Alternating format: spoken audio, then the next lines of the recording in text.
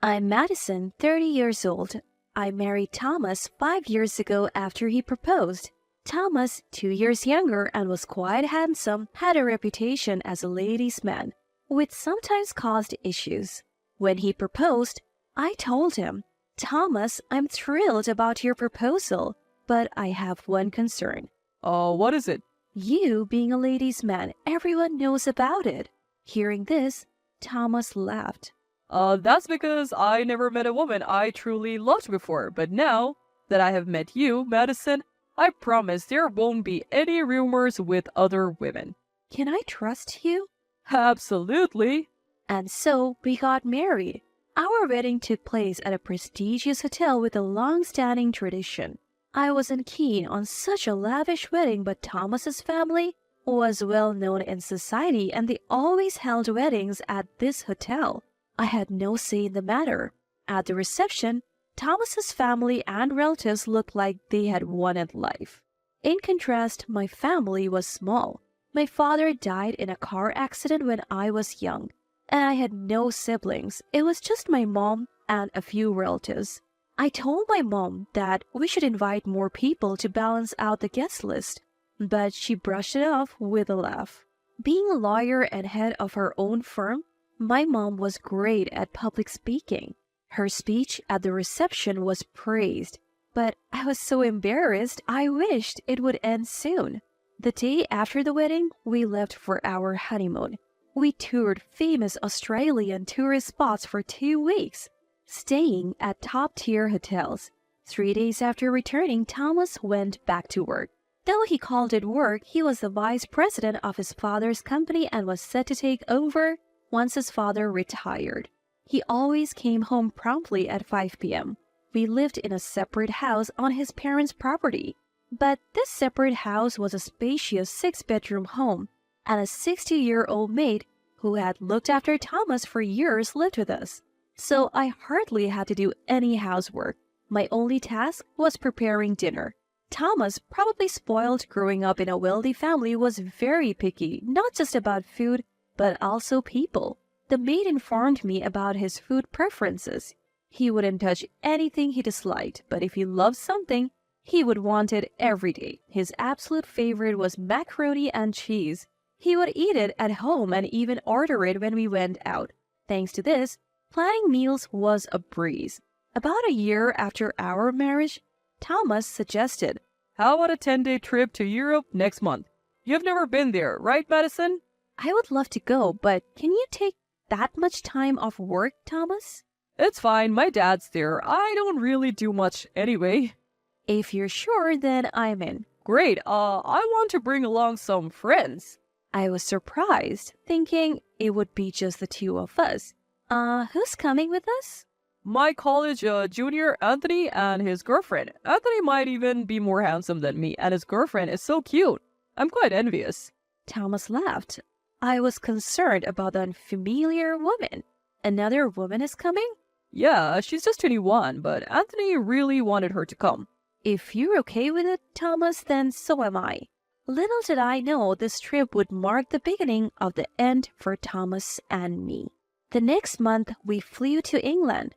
Everything in Europe was new and exciting, and I kept taking photos on my phone. While Thomas didn't talk much to Anthony, he was very kind to Anthony's girlfriend, Brittany.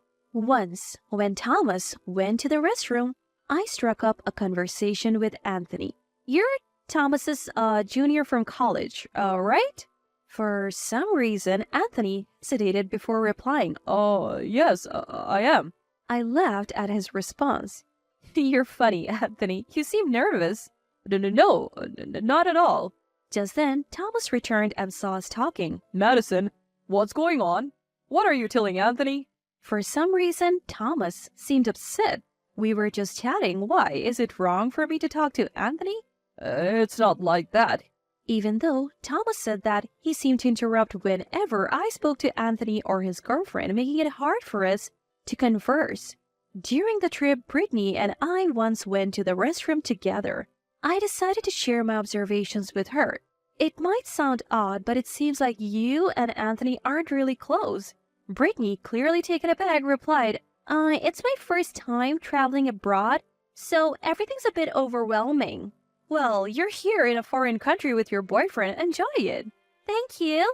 The four of us moved on to France, visiting various famous tourist spots. Then, one evening at the hotel restaurant, Brittany was conspicuously absent. Anthony, where's Brittany? She said she'd be a bit late. She should be here soon. Thomas was visibly irritated. After waiting for a while without any sign of Brittany, Thomas said, I'll go check on her. I thought Anthony should be the one to go, but Thomas was already on his way. About 10 minutes passed and neither Brittany nor Thomas returned. I turned to Anthony. What's taking them so long? Is Brittany feeling unwell? I don't think she was sick or anything. I'll go check on them. When I opened the door to Brittany and Anthony's room, both of them seemed to hurriedly adjust their seating. Seeing this, I grew suspicious, but I calmly asked, What are you two doing here? Thomas said he was coming to check on Brittany, but you're both just sitting on the sofa. Nothing's wrong. Brittany said she felt a bit off, so I was checking on her. Okay. I'll bring Anthony over. This sounds good. At that moment, Brittany remained silent, looking down. When I brought Anthony back to the room, Brittany stood up, ready to leave. Oh, are you feeling better now? I'm fine. Anthony just watched Brittany without saying a word. Our dinner that night was a quiet one, with none of us speaking. After dinner, we all returned to our rooms. Thomas, can I ask you something? As I said this, Thomas tensed up. What is it? What's the deal between you and Brittany? What do you mean deal? She's just Anthony's girlfriend. It doesn't seem like they're close at all. They're both just quiet people. It doesn't seem like they're just quiet. It's like they're not talking at all. You're overthinking things, Madison. Am I? When you were in Brittany's room earlier and I opened the door, you both seemed startled and adjusted your seating. Enough. If you keep this up, you will ruin our trip. After what Thomas had said, I didn't press the issue further, but my suspicions only grew. The incident happened the next day while we were touring. Suddenly, Thomas and Brittany were nowhere to be found. I searched frantically but couldn't find them. Anthony seemed to be looking too, but he didn't appear to be genuinely concerned. After about 2 hours, Thomas and Brittany suddenly reappeared. Thomas, where were you? Where were you, Madison? Brittany and I were looking for you. I was searching everywhere. Anthony didn't seem too worried though. Well, what can I say? Brittany, where were you? Brittany just looked down and didn't answer. Brittany was with me, looking for you and Anthony. Is that true, Brittany? Brittany gave a slight nod. I wasn't convinced, but didn't push further. From then on, Thomas stayed close, but he barely spoke to me for the rest of our European trip. Even when I tried to initiate conversation, his response was dismissive. The day after we returned, Thomas took a day off from work claiming he was tired. You've had a long vacation. Shouldn't you go to work? He replied with a sleepy face. I'm good. That moment made me realize how irresponsible he was about his job. The following Friday, just after 5 p.m., Thomas called. I won't be coming home tonight. Hold on, why? You don't need to know every detail. You're my husband, Thomas. Of course, I have the right to know. He hung up without another word. I was sure it had something to do with another woman, probably Brittany. The next day, Saturday afternoon, Thomas returned home with a lawyer. Without any preamble, the lawyer said, You owe $50,000 in compensation for adultery. Thomas smirked and added, Just pay up. I was dumbfounded. Why was this lawyer making such a claim? As I stood there in shock, the lawyer handed me his business card and left with Thomas. Thomas, if you're leaving, at least explain. But he left without a word. I gathered myself and called my mom using the number on the card. Mom, are you free? What happened? This lawyer hired by Thomas just came and demanded $50,000 claiming I committed adultery. I'm so confused. Did you? Of course not. Then don't worry. But he's a lawyer, Mom. Who is he? I looked at the card again and was shocked. It had the name of Mom's law firm written on it, and she was a lawyer who belonged there. Mom, He's from your law firm. Who? I told her the name, and she replied, that man, always taking on dubious cases. Can you ask him to drop the case? He might, but Thomas will just hire someone else. What should I do? After a pause, Mom said, I'll handle this for you. Thank you, Mom.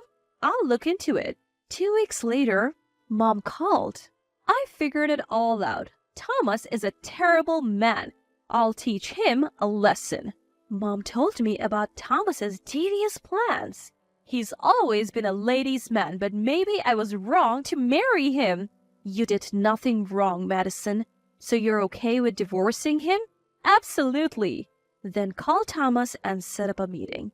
You'll come too, right? Of course. I need to give him a piece of my mind. Make sure his lawyer comes too. I will. I called Thomas and told him we needed to discuss things and to set a date with his lawyer. Misunderstanding my intent, he said, Oh, finally ready to pay the settlement? I'm all for that discussion. I'll check with my lawyer and call you back. Even though Thomas wasn't short of money, he seemed eager to get a divorce settlement. The next day, Thomas called and we agreed to meet the following Saturday at 2 p.m. Come Saturday, my mom and I went to Thomas's house, where he and his lawyer awaited. His lawyer arrived a bit late and seemed taken aback upon seeing my mom. Mom addressed the lawyer. Good to see you. Still taking on cases without proper research? No, not at all. I always do thorough research before accepting my case. Really? Then can you provide evidence of Madison's alleged affair? The lawyer, realizing he was concerned, remained silent. Thomas, frustrated, said, Come on, lawyer, I'm paying you a premium for this. I wasn't informed that the opposing party would be represented by the head of my firm. To our surprise, the lawyer quickly excused himself and left. Watching him, Mom sighed. He's always been like that. I'll have to let him go. Thomas looked defeated. Confronted by Mom for evidence of my supposed affair, Thomas went pale and confessed. I'm sorry, I made up the story about Madison's affair. I wanted to be with Brittany and lied impulsively. So Brittany was your affair? Yes, but I found out something about her. What? She is living with a boyfriend. They're not married, but he doesn't work and gambles all day. Really? Yes, and I suspect they might be after your money. Hearing this, Thomas broke down. Seeing him cry, I felt like crying too, but held back. Through his tears, Thomas looked up. Madison, I'm truly sorry. I wish we could start over. I was furious. How dare you? After having an affair and then wanting to get back with me? Thomas, you have no choice but to divorce Madison. Thomas, overwhelmed, sobbed uncontrollably. Why did you bring Brittany on our European trip? It's unthinkable to bring an affair on a trip with your wife. I didn't want to, but Brittany insisted. She had never been to Europe and I gave in. So you both were making fun of me? I never intended to mock you, but I understand why you would feel that way. Was Anthony Brittany's fake boyfriend? Yes, he is an employee at my company. He was thrilled to go to Europe on a work trip and share a room with a young woman. Your company will surely go bankrupt with you as a CEO.